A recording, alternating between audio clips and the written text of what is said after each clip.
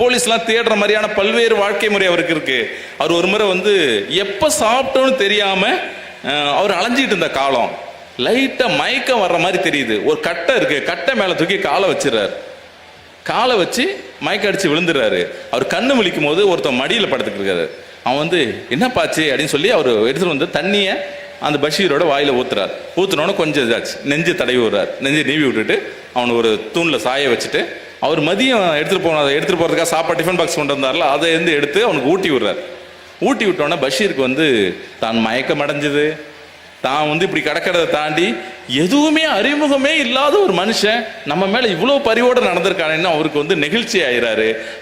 சாப்பாடு ஊட்டினது மட்டும் பார்த்தது இல்லாம மீத இருக்க சாப்பாடை கொடுத்து, நீ ரொம்ப நாளா பசியா இருக்க மாதிரி இருக்கு, நீ சாப்பிடுன்னு கொடுத்துட்டு அவர் போனவர் திரும்ப வந்து, நீ வீட்டுக்கு போக காசு வச்சிருக்கியா, அப்படி காசு வச்சிருந்தா சாப்பிட்டு இருப்பியா அதுக்கு பதில்னு சொல்லி அவர் பையிலேருந்து ஒரு 2-3 ரூபா, அப்ப அவருடைய காலத்துல 2-3 ரூபா எடுத்து கையில கொடுத்து, நீ வீட்டுக்கு போ, பத்திரமா போ, நீ போற வழியில பசிச்சதுன்னா சாப்பிட்டுட்டு போன்னு சொல்லி கொடுத்துட்டு போறாரு.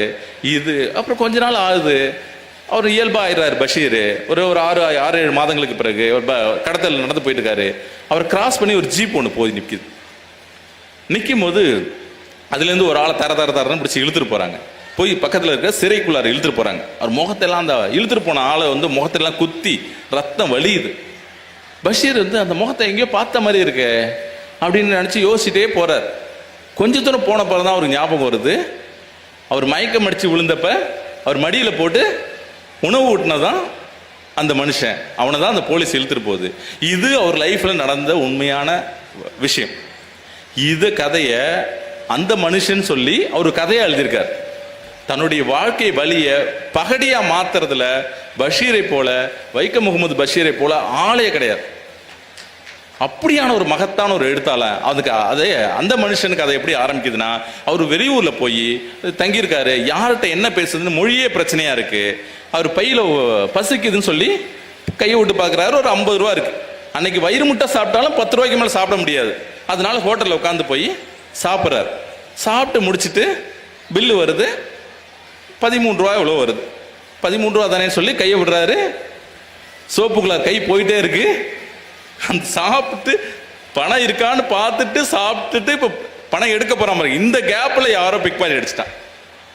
அவருக்கு என்னடா பண்றது சொல்லி போய் அந்த கல்லால இருக்க முதலாளிகிட்ட போய், நான் ரொம்ப நல்ல மனுஷன், சரி நான் ரொம்ப கௌரவமான குடும்பத்தில் பிறந்தவன், சரி இருந்துட்டு போ, எங்க வீட்டில் யாருக்கும் இப்படி ஒரு நிலைமை ஆனதில்லை, என்னன்னே சொல்லாம நீ இப்படி புலம்பிட்டு இருக்கே. நான் ரொம்ப கௌரவமான விஷயம், எங்க வீட்டில் நிறைய பேர்லாம் சாப்பிட்டு இருக்காங்க, அதெல்லாம் இருக்கட்டுப்பா, ஏன் என்கிட்ட சொல்ற, நான் கையில காசு எடுத்துட்டு தான் வந்தேன், ஆனா சாப்பிட்டு முடிக்கும் போது பாக்கெட்டை யாரோ அடிச்சிட்டாங்க, தெரியும்டா, இப்படிதான் டெய்லி 10 பேர் இங்க வந்துட்டு இருக்கீங்களே, அது எப்படி ஒன்று விடுறது அப்படின்னோடனே, இல்லை நிஜமாவே நான் காசு எடுத்துட்டு வந்தேன் அப்படி, அதெல்லாம் முடியாது, நீ உன் சட்டையை கலட்டு அப்படின்னோட மேலே ஒரு கோட்டு மாதிரி போட்டிருக்கார், அந்த கோட்டை கலட்டி வைக்கிறார். இப்படிலாம் பண்ணா உனக்கு வந்து உனக்கு மரியாதை இல்லை, ஒரு மானம் போகாது, அதுக்கு மேலே போட்டிருக்கிற சட்டையும் கலட்டு அப்படின்னு சொல்றாரு. சட்டையும் கழட்டினோன்னே வந்து அவர் வந்து சட்டையும் கழட்டுறாரு. கழட்டி வச்சோன்னா எல்லாரும் சுற்றி இவரையே பார்க்குறாங்க. சாப்பிட்டு இருந்தவங்க, ஹோட்டலுக்கு வர்றவங்க போகிறவங்க எல்லாம் இவரே குறுக்குன்னு பார்க்குறாங்க. அப்பயும் அந்த ஹோட்டல் முதலாளிக்கு திருப்தி ஆகலை. உன் பேண்டையும் கலட்டு அப்படின்னு சொல்கிறார். அதுக்கு வந்து பஷீரால் முடியல. அவர் ரொம்ப இப்படி அவமானப்படுத்தாதீங்க, இந்த சட்டையை மட்டுமாவது வச்சிருங்க, நான் போய் காசு எடுத்துட்டு வரேன்னு சொல்கிறாரு. அவன் கேட்கவே இல்லை. வேறு வழியே இல்லாமல் ஒரு பேண்ட்டை கலட்டும் போது ஒரு கை வந்து அவர் நிப்பாட்டி இவர் எவ்வளோ கொடுக்கணும் உனக்கு, 13 ரூபா இந்தா அப்படின்னு தூக்கி போகிறார். தூக்கி போட்டு, இதுக்காக போய் சட்டையை கழட்டுவேயா, என்ன மனுஷனே, சட்டையை போடியா அப்படின்னு சொல்லிட்டு சட்டையை போட்டுட்டு போனப்புறம் அவர் போயிடுறார். ஐயோ, இவ்வளோ தங்கமான நேரம், இவ்வளோ இக்கட்டான நேரத்தில் உதவுன அந்த தங்கமான மனுஷனுக்கு ஒரு நன்றி கூட சொல்லின்னு பின்னாடியே ஓடி போய், ரொம்ப நன்றிங்க, இப்போ காப்பாத்துறீங்க அப்படின்னா, நன்றிலாம் கிடக்கட்டும் அப்படின்னு சொல்லிட்டு ஒரு பை ஒன்று வச்சிருக்காரு. பையை தலைகளை கவுக்குறார். ஒரு 7-8 மணி பர்ஸ் கிடக்குது. இதில் உன்னோடது எதுன்னு பார்த்து எடுத்துக்க அப்படின்னு சொல்றாரு. பஷீர் வந்து அவரோட பர்ஸை மட்டும் எடுத்துக்கிட்டு பார்க்குறாரு. அப்படியே அவர் காசு ஃபுல்லாக இருக்கு.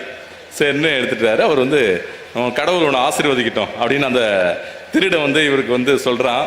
இவர் வந்து ஒன்னையும் கடவுளை ஆசீர்வதிக்கிட்டோம் அப்படின்னு சொல்லிட்டு இவர் இந்த பக்கம் வர்றார். வாழ்க்கையில அவர் சந்திச்சு எவ்வளோ ஒரு வலியான ஒரு சம்பவத்தை அவரு கொஞ்சம் கூட இது இல்லாம ஒரு பகடியா எழுதுறதுல